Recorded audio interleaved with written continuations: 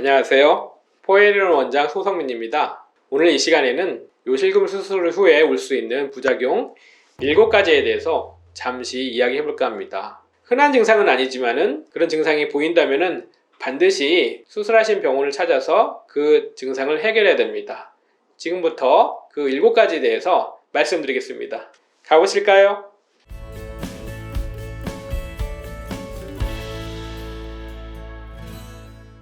첫 번째 부작용으로는 요폐색이 있습니다. 요폐색 자체는 이제 소변을 잘 못 보게 막혔다는 이야기인데요. 요실금을 수술하고 나서 소변을 잘 못 보는 경우가 있다고 종종 들으셨을 겁니다. 이런 경우는 저희가 수술 끝나고 나서 소변 보는 속도, 그다음에 양, 그다음에 초음파를 봐서 잔뇨량이 얼만큼 남는지 그거에 대해서 명확하게 알고 환자분들한테 설명을 드리죠.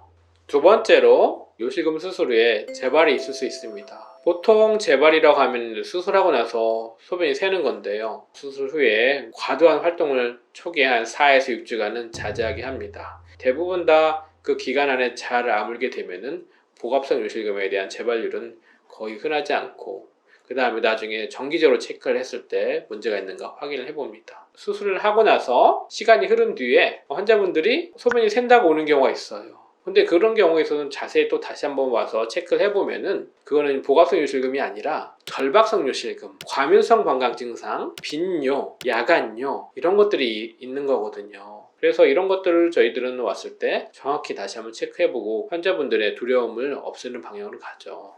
세 번째, 흔하지는 않지만은 방광이나 요도가 다치는 경우가 있어요. 방광이나 요도를 안 다치게 하는 수술법을 하지만은 초심자나 아니면 환자분이 이제 해부학적 구조가 특이하신 분들은 그런 경우가 종종 있다고 되어 있지만은 저희 병원 같은 경우는 방광 내시경, 요도경을 통해서 그런 걸 확인할 수 있기 때문에 그런 경우가 있다면 바로 조치를 할 수가 있죠. 그런 경우가 흔하지 않기 때문에 환자분들도 그거에 대해서 너무 걱정을 안 하셔도 됩니다. 이 수술법 자체가 방광이나 요도를 안 다치게 하는 수술법으로 계속 발전하고 있기 때문이죠.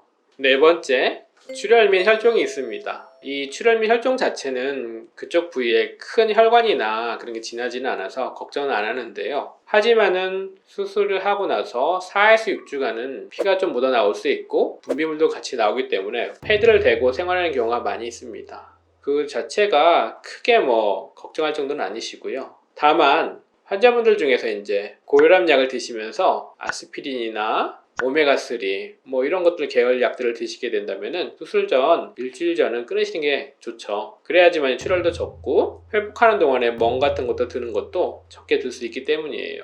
다섯 번째, 질의 미란하고 요실금 테이프에 노출이 있을 수 있습니다. 그러니까 처음에는 수술하고 나서 그런 증상을 발견할 수는 없지만은 시간이 흐르면서 수술 부위가 벌어지거나 아니면 점막이 약해져서 테이프가 노출되는 경우가 가끔 있습니다. 그렇기 때문에 수술 후에 무조건 끝나는 게 아니라 정기적으로 체크를 해서 이런 부작용들을 미연에 방지하는 게 가장 중요합니다. 여섯 번째, 감염이 있을 수 있습니다. 감염은 모든 수술이 다 마찬가지지만은 거기에 맞는 항생제를 써서 염증이 생기지 않게 막는 건데요. 환자분들 중에서 이제 항생제를 먹으면 몸이 안 좋다고 해서 수술 뒤에 약을 잘 안 드시는 분도 있어요. 물론 잘 아무는 경우도 있겠지만 대부분은 수술 뒤에는 항생제를 잘 써서 문제가 없게 아물게 해야 되고요. 잘 아물어야지만이 수술 부위도 깨끗하게 아물어서 아까 말씀드렸던 질의 미란이든지 테이프의 노출이든지 이런 것들을 방지할 수 있습니다.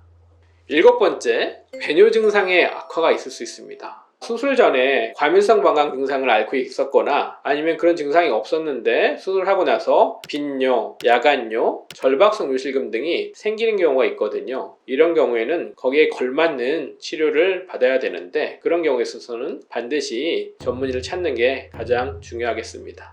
지금까지 7가지 부작용에 대해서 말씀드렸습니다. 이런 부작용이 생긴다면 수술하신 병원에 가셔서 상담을 하시고 만약에 그래도 의심이 된다, 걱정스럽다 하면 저 소성민을 찾으셔도 좋겠습니다. 감사합니다.